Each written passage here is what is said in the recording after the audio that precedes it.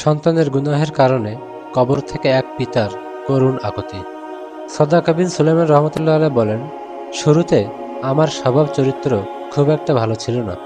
পরে যখন আমার পিতা মারা গেলেন তখন আমি লজ্জিত হলাম, অনুতপ্ত হলাম এবং আমার করা ভুলগুলোর জন্য তওবা করে দিনের পথে ফিরে এলাম। কিন্তু একবার আমার পা পিছলে গেল, অর্থাৎ আমি আবার কোনো গুনাহ করে ফেললাম। তখন আমি স্বপ্নে আমার পিতাকে দেখলাম। তিনি আমাকে বললেন, হে প্রিয় বৎস, তোমার পরিবর্তন দেখে আমি কতই না খুশি হয়েছিলাম।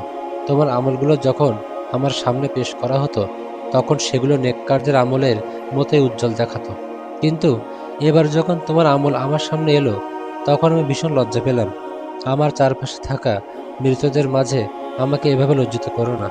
বর্ণনাকারী বলেন, এই স্বপ্নের পর সদাকা বিন সুলাইমান রহমতুল্লাহ আলাইহি এতটাই বদলে গেলেন যে তার মাঝে সারাক্ষণ আল্লাহর ভয় এবং বিনয় কাজ করত। তিনি কুফা নগরীতে আমাদের প্রতিবেশী ছিলেন।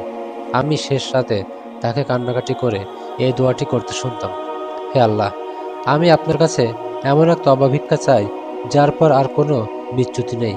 হে নেককারদের সংশোধনকারী, পথহারাদের পথ প্রদর্শক এবং পাপিষ্ঠদের উপর দয়াকারী। বিভিন্ন বর্ণনা অনুযায়ী কিছু আলেমের মতে জীবিত সন্তানদের আমল তাদের মৃত পিতামাতা বা নিকট আত্মীয়দের সামনে পেশ করা হয়। সন্তান ভালো কাজ করলে তারা খুশি হন, আর মন্দ কাজ করলে তারা লজ্জিত ও ব্যথিত হন।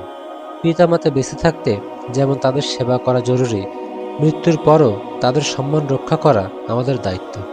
আমরা যখনই কোনো খারাপ কাজের দিকে পা বাড়াই আমাদের ভাবা উচিত, যদি এই খবরটি আমার কবরে থাকা মা বাবার কাছে পৌঁছায় তবে তারা কতটা কষ্ট পাবেন। এই চিন্তাটি আমাদের পাপ থেকে দূরে রাখতে বড় হাতিয়ার হতে পারে।